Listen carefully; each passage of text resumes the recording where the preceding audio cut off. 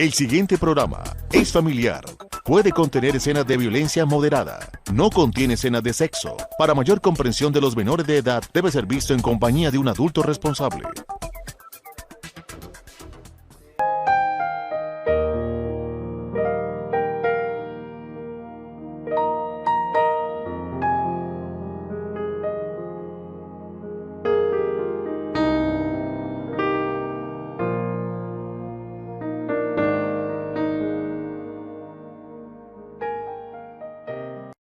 Amables televidentes, sean bienvenidos a esta emisión de Reflexiones, recordándoles que siempre basamos nuestro programa en la palabra de Dios, porque sabemos que en nuestra necesidad y cuando queremos algo de Dios, Él siempre nos escucha y a través de su palabra nos responde, conociendo cada situación y cada momento de nuestras vidas. Por eso, en esta oportunidad, el pastor Edwin Méndez nos comparte un tema el cual ha titulado El gozo del perdón. Quédese con nosotros.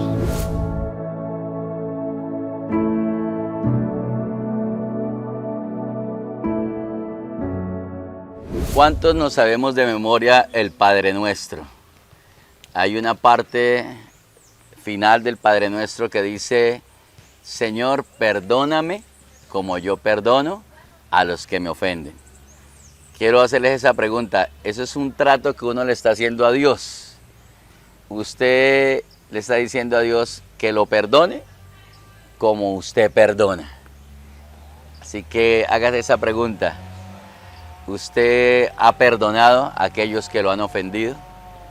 En el Salmo 32, el salmista David nos enseña y dice en el verso 1, bienaventurado aquel cuya transgresión ha sido perdonada y cubierto su pecado. Bienaventurado el hombre a quien Jehová no culpa de iniquidad y en cuyo espíritu no hay engaño. ¿Qué significa bienaventurado? Bienaventurado es ser 3 veces feliz. Uno, cuando es perdonado, hay alegría, hay gozo.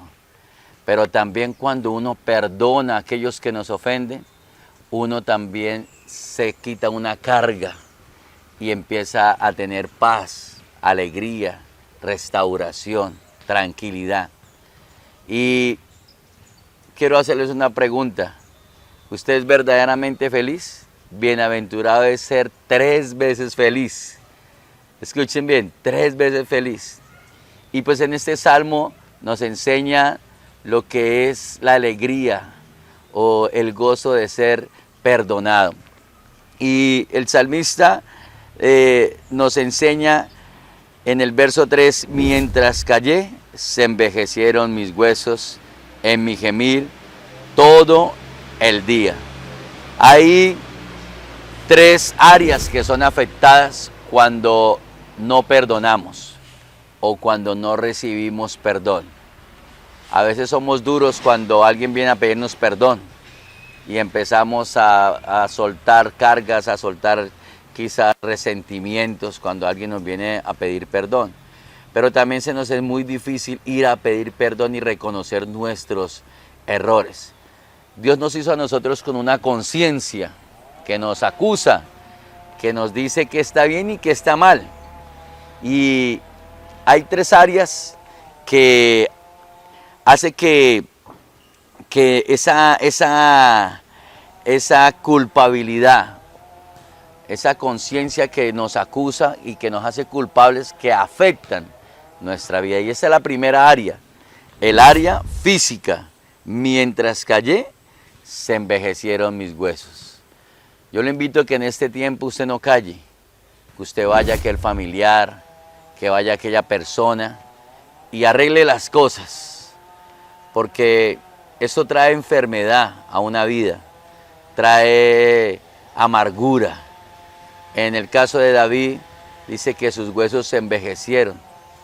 Quizás es la raíz de su dolor de huesos, o dolor de cuerpo, dolor de cabeza, no sé, por la falta de perdón que hay en su vida.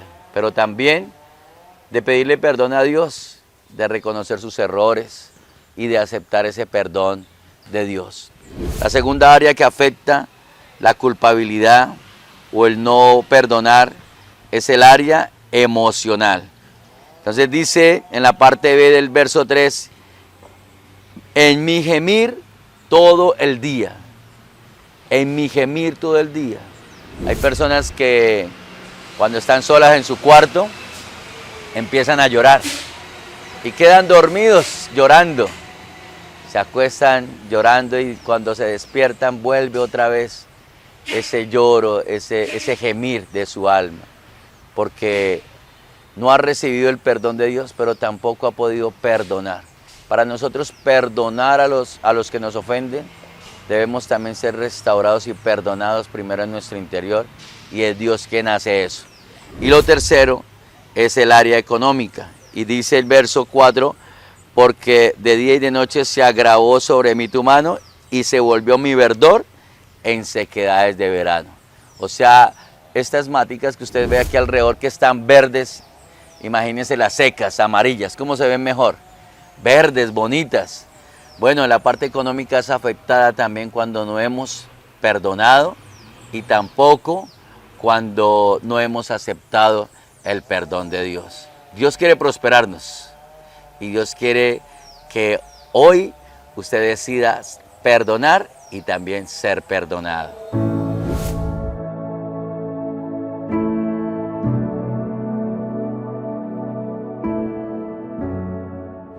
Creyendo en Dios. Cuenta la historia que los niños estaban todos en el salón reunidos y ese día tenían clase con una profesora que decía ella que ella no creía en Dios, que era atea. Entonces les hablaba en contra de lo que Dios es y llamó a uno de los niños del salón y le dijo, venga Pedrito. Y Pedrito se paró y fue hasta donde la profesora. Dijo, vaya al patio y mire hacia el cielo. Y viene y me cuenta qué cosas vio. El niño salió y se fue hasta el patio. Estuvo un rato mirando y devolvió al salón. Cuando llegó al salón, la profesora dijo, a ver Pedrito, venga, ¿qué fue lo que usted vio? Dijo, profesora, yo vi un avión que iba pasando, vi muchos pajaritos volar, vi también unos chulos que volaron bien alto y nubes también en el cielo. ¿Y qué más viste, Pedrito?, le dijo la profesora. El niño dijo, no, profesora, eso fue lo que vi. ¿Y no vio a Dios?, le dijo la profesora en esa manera incrédula. Le dice el niño, no vi a Dios. Entonces la profesora voltea a mirar hacia los demás niños y les dice, como Pedrito nos cuenta, él vio el avión, las nubes, él vio los chulos, él vio los pajaritos, pero no vio a Dios. ¿Y esto qué significa? Que Dios no existe, dijo la profesora. Pero allí estaba Laurita, una niña creyente, una niña temerosa de Dios, y levantó la mano. Profesora, ¿le puedo hacer una pregunta a Pedrito? La profesora le dijo, claro, hazla. Laurita le dijo, Pedrito, ¿tú ves la profesora? El niño la volteó a mirar a la profesora y dijo, sí. Dijo, ¿ves su cabeza? Sí. ¿Ves su cuerpo? Dijo, sí, Laurita. Dijo, Pedrito, ¿tú ves el cerebro de la profesora? Y Pedrito miró por un instante como algo rara la pregunta y se quedó mirando a la profesora y volteó a mirar a Laurita y dijo, no veo el cerebro de la profesora. Dijo, conforme a la teoría que la profesora nos está diciendo, así como Pedrito vio al cielo y no vio a Dios, de la misma manera está viendo la profesora y no ve su cerebro. Entonces, conforme lo que la profesora nos enseña, la profesora no tiene cerebro. La profesora se indignó. Le dijo, Laurita, respéteme. Dijo, profesora, usted fue la que nos dio la teoría. Yo solamente le estoy dando una nueva aplicación. Muchas veces sucede. Las personas no creen en Dios, porque a veces su corazón se endurece, de tal manera que piensan que Dios es una ilusión vaga, que Dios es algo que tal vez mucha gente se inventó para tener a quien rendir cuentas o para vivir una vida mejor. Pero la realidad es que Dios existe y Dios es tan real como somos nosotros. En la epístola a los Hebreos en el capítulo 11, en el versículo 6, en la versión Dios habla hoy, dice la palabra: pero no es posible agradar a Dios sin tener fe, porque para acercarse a Dios uno tiene que creer que existe y que recompensa a los que le buscan. Necesitamos creer que Dios es real, porque de esa manera Él nos ayudará y nos recompensará en nuestra vida. Reflexionemos.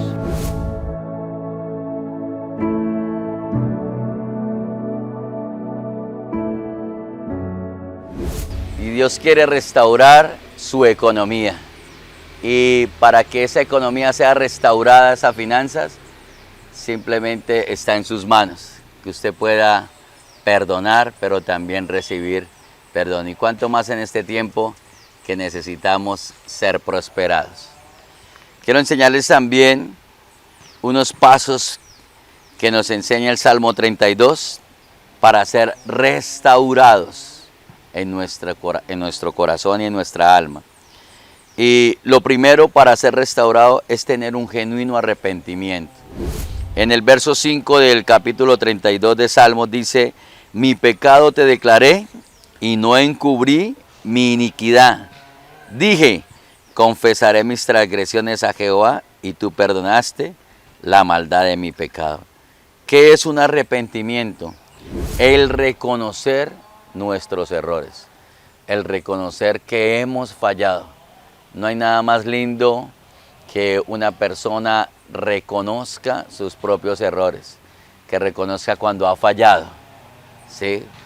O cuando una persona usted ve que ha fallado y como que maquilla la perfección. Yo creo que eso no hay nada de puro, de originalidad. Creo que una persona cuando es sincera y reconoce sus fallas es más transparente, es más de confiar. Y el Señor quiere que nosotros vayamos a ese genuino arrepentimiento, reconozcamos nuestros errores y podamos pedirle perdón.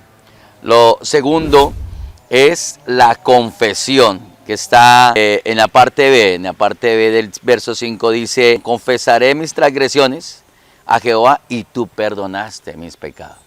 O sea, la confesión es necesaria. Declarar con su boca que ha fallado, ha fallado. ¿Sabe que a veces uno ve cómo piden perdón los niños, no? A veces los niños piden perdón como que, ay, sí, perdóneme. Y pues a veces nosotros somos así, como que hacemos algo mal o herimos a alguien, dañamos su corazón y como que, ay, sí, perdóneme, ya, deje ya de llorar y ya perdóneme. No, eso no es confesar. Cuando uno confiesa, decir de verdad: perdóname por el daño que hice, porque sí tuve este error, fui grosero, tuve esta mala actitud. El confesar es algo muy importante con nuestra boca, que hemos fallado. Y lo tercero, en el verso 6, ahora sí el verso 6 dice: por esto orará a ti todo santo en el tiempo en que pueda ser hallado. Ciertamente en la inundación de muchas aguas no llegarán estas a él. Fíjese lo que dice David: por esto orará a ti todo santo en el tiempo que pueda ser hallado. O sea, David aceptó el perdón de Dios. Y cuando uno acepta el perdón de Dios, uno se vuelve santo. Por eso aquí él dice: por eso orará a ti todo santo, todo santo. Así que cuando pedimos perdón, cuando perdonamos y cuando aceptamos el perdón de Dios, somos aceptados como hijos, como hijos. En el Salmo 51, en el verso 7, el Salmo 51, en el verso 17, dice que el Señor no echa fuera el corazón contrito y humillado. En Juan 1:12 dice que cuando aceptamos a Jesús, Él nos da una aceptación como hijos de Dios. Y lo último es la protección, que está en el verso 7, dice: tú eres mi refugio y me guardarás de la angustia, con cánticos de liberación me rodearás. Viene una protección. Cuando uno perdona y cuando uno recibe el perdón, ¿sabe algo? Uno es libre de la angustia. Viene una protección sobre nuestras emociones y somos libres de toda angustia, de toda enfermedad, de toda amargura. Así que hoy quiero que usted pueda entender esa parte de la protección que Dios quiere traer a su vida y a su alma. Los invito a que reciban el perdón de Dios, pero también que puedan perdonar a aquellos que lo han ofendido.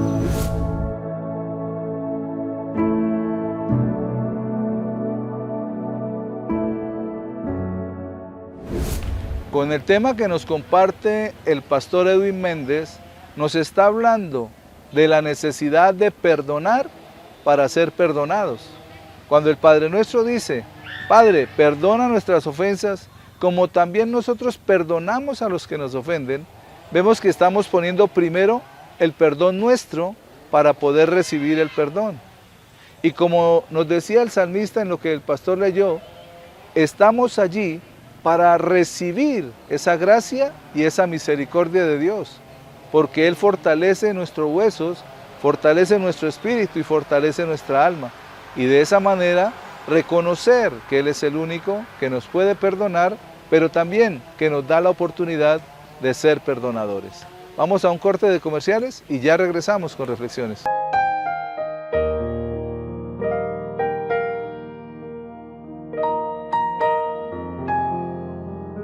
Continuando con nuestro programa, en esta oportunidad, el tema que quiero compartirles lo he titulado Para tener autoridad. Quédese con nosotros.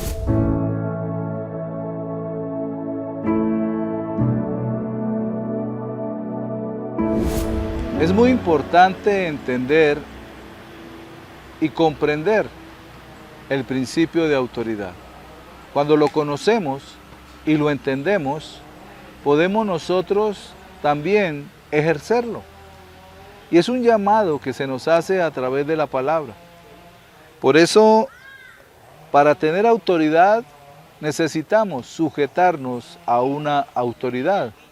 Y alguien dirá, ¿y eso dónde está? Está en la Biblia, está en la palabra de Dios, en el Evangelio según San Mateo, en el capítulo 8, en los versículos del 5 al 9, dice la palabra del Señor. Entrando Jesús en Capernaum, vino a él un centurión rogándole y diciendo, Señor, mi criado está postrado en casa, paralítico, gravemente atormentado. Y Jesús le dijo, yo iré y le sanaré. Respondió el centurión y dijo, Señor, no soy digno de que entres bajo mi techo, solamente di la palabra y mi criado sanará, porque también yo soy hombre bajo autoridad, y tengo bajo mis órdenes soldados, y digo a este ve y va, y al otro ven y viene, y a mi siervo haz esto y lo hace. Allí vemos el principio de autoridad. Jesús es encontrado por un centurión cuando va a Capernaum, y el centurión le dice, Señor, vengo a pedirle por mi criado, vengo a pedirle porque mi criado está paralítico, está enfermo, está siendo atormentado por esa enfermedad que tiene. Y Jesús se dispone en su corazón. Recordemos, era un centurión romano el que vino a él, y ahí donde podemos ver que Jesús vino para que todos le conociéramos. Aunque vino a su pueblo, también él quería que las demás personas de otros pueblos conocieran de él. ¿Y cómo lo harían? A través de las palabras que predicaba, pero también a través del poder y la unción que Dios había puesto sobre él para sanar enfermos. Y tal vez aquel centurión había escuchado que ese Jesús, ese Señor que había venido del cielo, podía sanar enfermos. Y va hasta él y le pide que sane a su criado. Y Jesús, en la actitud de servicio, dice, claro, vamos. Pero el centurión le dice, Señor, no soy digno de que entres en mi casa. Algo pasaba con aquel hombre. Algo tenía en su casa que decía que tal vez no era digno de que el Señor entrara a su casa. Y le dice, solamente di la palabra y mi criado sanará. Y cuando Jesús lo mira, ve que este hombre le está hablando de su corazón. Y le está diciendo a aquel centurión lo que dice el versículo 9. Porque también yo soy hombre bajo autoridad y tengo bajo mis órdenes soldados. Jesús mira a aquel hombre con un deseo de servirle, con un deseo de sanar a su criado, pues lo amaba aquel hombre. Y el hombre le dice, Señor, solamente diga la palabra, porque yo sé que usted es un hombre que está sujeto a la autoridad del Padre, así como yo también soy hombre sujeto a autoridad. Y cuando digo, me obedecen, y cuando hablo, me obedecen. Van, vienen y me sirven. De la misma manera, tú puedes declarar la palabra y mi criado sanará. No necesitas ir a mi casa. Solamente esa palabra de autoridad que tú puedes soltar, porque reconozco que tú eres un hombre sujeto a la autoridad. Y es allí donde podemos aprender este principio de autoridad que el centurión tenía claro en su mente y en su corazón. ¿Y por qué? Porque conocía y sabía que Jesús estaba sujeto al Padre Eterno.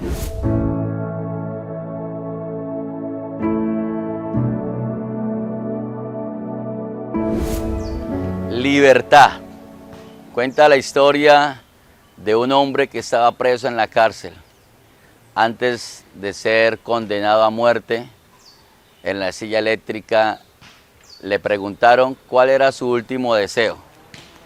Y días antes, él escribió una carta. Su deseo fue que pudiera escribirle una carta a su mamá. Y el hombre empezó a escribir una carta a su mamá, a echarle toda la culpa a su madre por él haber estado en la cárcel. Entonces empezó como a desahogarse en esa carta de todo lo que vivió en su niñez, de todo lo que no le corrigió o de pronto de todos los castigos que le hizo, y empezó a desahogarse con su mamá. Estaba odiando tanto a su mamá que a través de esta carta este hombre se desahogó y ese fue su último deseo antes de morir. Y pasaron los días y llegó el día de la condena, de la silla eléctrica. Y llegaron a la celda y le abrieron la celda y le dijeron a este hombre que estaba preso, hoy eres libre. Y él quedó impresionado, asustado. Y él dijo, ¿pero por qué? Si yo estoy condenado a muerte. Dijo, no, alguien ya murió por su vida.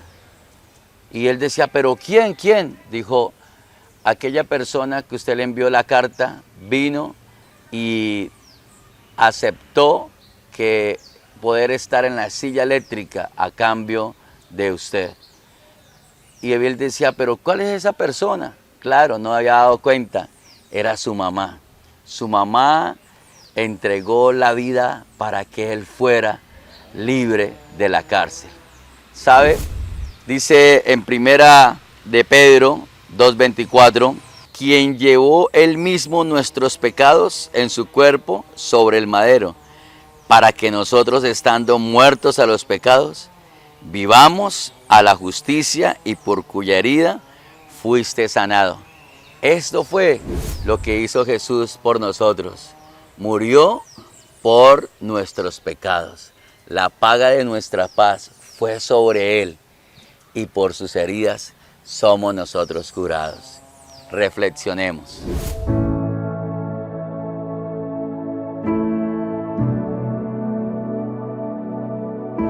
Aquel hombre reconoce la autoridad de Jesús, pero también Jesús conoce la necesidad que tenía en ese momento. Y Jesús, al escuchar las palabras de aquel hombre, hablando de autoridad, se dio cuenta que era un hombre que tenía fe. Luego, en el capítulo 8 del Evangelio de Mateo, en los versículos 10 y 11 y el versículo 13 dice la palabra. Al oírlo Jesús se maravilló y dijo a los que le seguían, de cierto os digo que ni aun en Israel he hallado tanta fe. Y os digo que vendrán muchos del oriente y del occidente, y se sentarán con Abraham e Isaac y Jacob en el reino de los cielos. Y el versículo 13 dice, entonces Jesús dijo al centurión, ve y como creíste te sea hecho. Y su criado fue sanado en aquella misma hora. Vemos allí algo importante, interesante y que nos llama la atención. Jesús reconoce la fe de este hombre por el concepto de autoridad que tenía y que reconocía que Jesús tenía autoridad porque estaba sujeto al Padre. Pero también nos muestra el versículo 10 que Jesús no solamente le está hablando a los romanos o le está hablando a los judíos, sino que dice que vendrán muchos del oriente y del occidente y se sentarán a la mesa con aquellos hombres que resucitaron. Jesús está hablando de que sus palabras de vida eran para todo aquel que las recibiera, para todo aquel que creyera y para todo aquel que confiara en Él. Por eso la necesidad de entender dónde Jesús adquirió más autoridad. ¿Dónde fue que el Señor Jesús recibió toda la autoridad, aún la que había perdido Adán y Eva? En el Evangelio según San Mateo, en el capítulo 28, en el versículo 18 dice la palabra del Señor. Y Jesús se acercó y les habló diciendo, toda potestad me es dada en el cielo y en la tierra. Cuando habla de potestad, habla de autoridad, habla de poder. Y Jesús resucita de los muertos y se encuentra con sus discípulos en el lugar donde Él dijo que se iban a encontrar. Y cuando llegan allí, antes de subir al cielo, les dice, toda potestad, toda autoridad me ha sido dada, no solamente en el cielo, sino también en la tierra. Y luego le dice, por tanto, vayan. O sea, Él entrega esa autoridad a sus discípulos, que fue la primera iglesia que Él formó en la tierra. Y les dice, vayan y lleven el mensaje. Somos llamados a tener la autoridad de Jesús. Al hacernos hijos de Dios, somos revestidos de esa autoridad. Y podemos entonces obrar también como Jesús obró. Pero entendiendo ese principio de autoridad, de estar sujeto a la autoridad de Dios, a la autoridad de Jesús, a la autoridad del Espíritu Santo, para ejercer esa autoridad aquí en la tierra. Por eso el apóstol Pablo también nos da un consejo para que podamos tener esa autoridad. Y la palabra nos dice en la epístola del apóstol San Pablo a los Filipenses, en el capítulo 2, en los versículos del 5 al 11. Haya pues en vosotros este sentir que hubo también en Cristo Jesús, el cual siendo en forma de Dios, no estimó el ser igual a Dios como cosa a que aferrarse, sino que se despojó a sí mismo, tomando forma de siervo, hecho semejante a los hombres, y estando en la condición de hombre, se humilló a sí mismo, haciéndose obediente hasta la muerte y muerte de cruz. Por lo cual Dios también lo exaltó hasta lo sumo, y le dio un nombre que es sobre todo nombre, para que en el nombre de Jesús se doble toda rodilla de los que están en los cielos y en la tierra y debajo de la tierra, y toda lengua confiese que Jesucristo es el Señor, para la gloria de Dios Padre. Allí podemos ver cómo el Señor Jesús se humilló a sí mismo y nos da unos tips para que podamos entender cómo podemos ejercer la autoridad. Primero dice que siendo en forma de Dios no estimó el ser igual a Dios como cosa a que aferrarse. No se aferró de su dignidad, sino que se despojó de toda dignidad, se despojó de toda autoridad que tenía en el cielo y se hizo hombre. Y aún en la condición de hombre dice que se humilló a sí mismo haciéndose obediente hasta la muerte y muerte de cruz. La obediencia, la humillación y la confianza en Dios nos da autoridad para poderla ejercer en esta tierra.